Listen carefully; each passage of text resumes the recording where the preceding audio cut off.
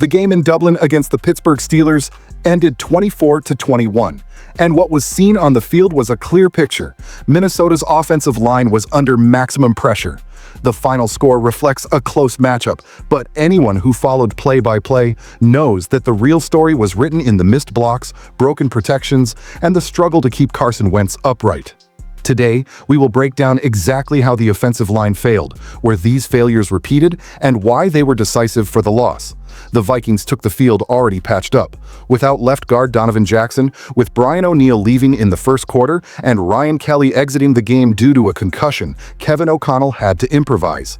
The result: at Croke Park, the Vikings ended up with 3 backups in 5 offensive line positions.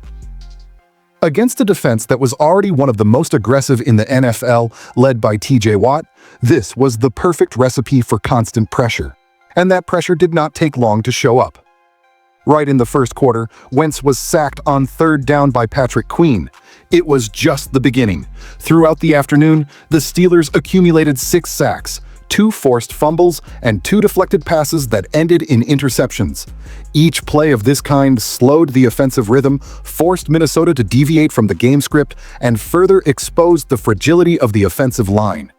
The opening drive even seemed promising. Short passes to Justin Jefferson, a run by Jordan Mason to move the chains. But there were already signs of instability.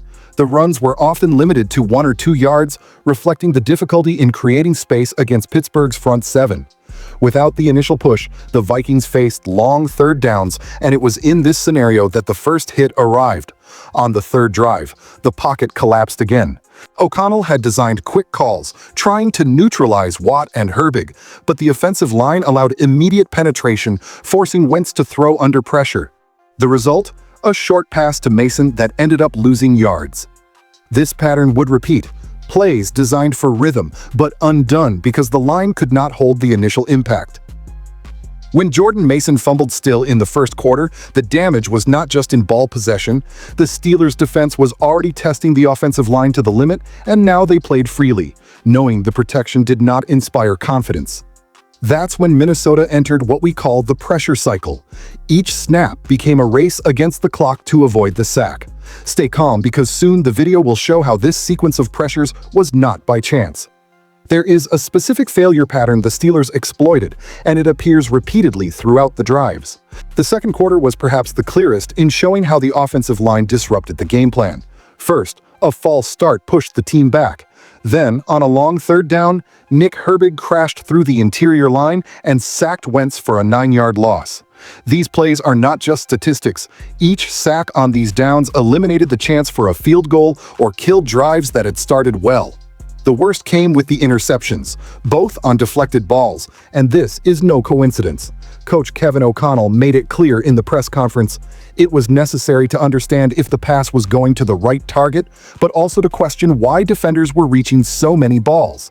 The reason: failed protection, which forced Wentz to release the ball without a proper base, lower than ideal, making it easier for hands raised by Watt and Hayward to deflect it. Notice the play at 5:58 in the second quarter? Wentz tries a pass through the middle, but with the pocket collapsing in less than 3 seconds, he cannot complete the progression. The pass comes out without firmness, is deflected, and intercepted. It is the type of play where the statistics fall on the quarterback, but the root is in the OL. It did not maintain the minimum structure for the pass to develop. This sequence of sacks, fumbles, and interceptions put Minnesota in holes that required offensive miracles. Wentz even responded with deep passes to Addison and Naylor at the end of the game, but it was already too late. The offensive rhythm was never consistent because each drive depended on immediate survival. And what comes next is even more concerning. It was not just the sacks that decided the game. There was a structural failure that turned every 3rd down into fertile ground for the Steelers. Soon, we will show exactly what broke the offensive line in Dublin. The truth is that the main problem was not just the statistics. What broke the Vikings' offensive line in Dublin was the inability to sustain drives on 3rd downs. This detail is what turned good campaigns into interrupted sequences and forced Carson Wentz to play the entire time in unfavorable situations. Whenever Minnesota faced 3rd down with more than 7 yards to go, the game became an open invitation for Pittsburgh's defense to apply pressure. The play-by-play shows how this happened repeatedly. In the second quarter, on 3rd and 12, Wentz was sacked by Herbig. In the third quarter, the OL gave up 2 consecutive sacks. First, TJ Watt crashed through the right side. Then, Deshaun Elliott found a gap in the middle for another sack and also forced a fumble. Each of these plays shows the same pattern. Minnesota could not provide enough protection for the quarterback to complete the progression. This ruined Kevin O'Connell's plan to use deep passes to Justin Jefferson and Addison. The coach even tried to adjust, calling quick passes and screens, but the damage was already done. The Steelers knew that on long third downs the pocket would not last 3 seconds. And it doesn't stop there. Soon, we will show how the lack of cohesion in the line also affected the running game, blocking any chance of balance in the offense. Another critical point. Without a stable offensive line, the running game disappeared. Jordan Mason finished with only 52 yards on 14 attempts. The play-by-play shows several runs for 0 or 1 yard, including a decisive stop on 3rd and 1. The problem was not just the running back, but the blocking. The interior line, without Ryan Kelly, did not open gaps, and the right side, without O'Neal, was constantly pushed back. When the running game does not work, the offense becomes predictable.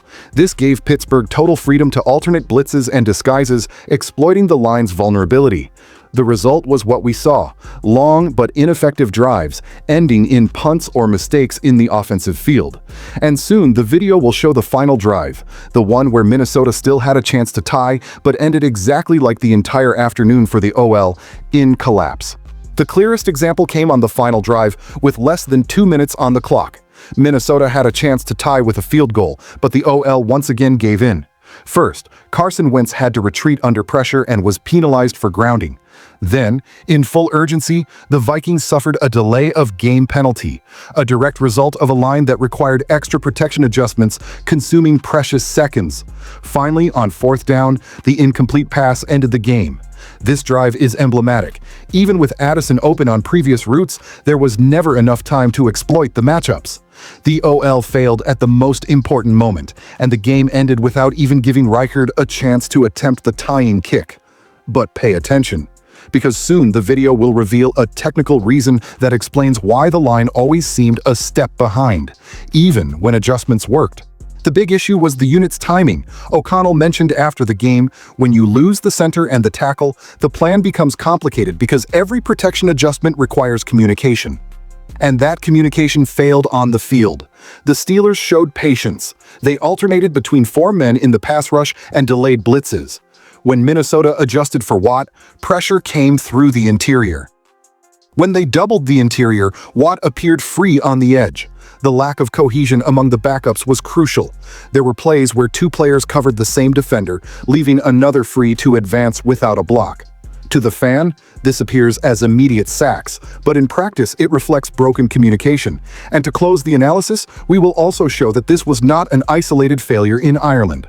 The pattern had already appeared in previous weeks and could decide the course of the season. At the beginning of the 4th quarter, the OL even had flashes. It held long enough for Wentz to connect with Addison on an 81-yard bomb. Shortly after, on 4th down, Naylor caught a touchdown, keeping hope alive. But note, these were exceptions, not the rule. Each explosive play seemed like a momentary relief within a storm of constant pressure. The duel in Dublin will be remembered as the Vikings' first international loss after a sequence of 4 wins outside the United States. But more than that, it clearly exposed the vulnerability that has followed the team since September, protecting the quarterback. Until O'Neal, Kelly, and Jackson return, or until the backups find cohesion, the offensive line will remain the weak link.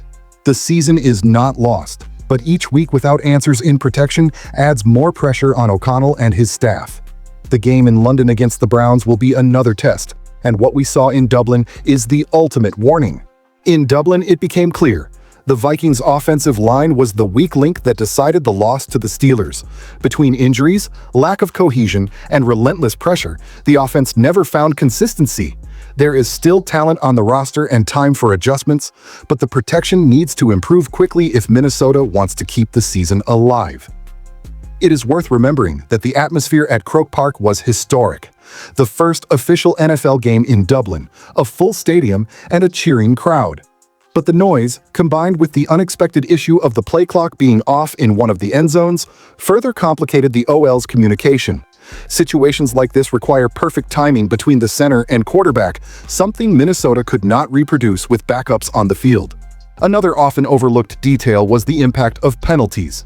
There were 8 fouls for 82 yards, many of them pre-snap, and several directly linked to the offensive line. These mistakes not only disrupted the rhythm of the drives, but further exposed the lack of focus and coordination in an already weakened unit. Against a defense like Pittsburgh's, every extra 5 yards meant putting Wentz in even more predictable situations. Finally, there is the issue of the schedule. The Vikings now head to London, where they will face the Cleveland Browns, another aggressive defense accustomed to punishing quarterbacks. The offensive line will not have much time for adjustments, and the recovery of injured players will be vital. The challenge is immediate.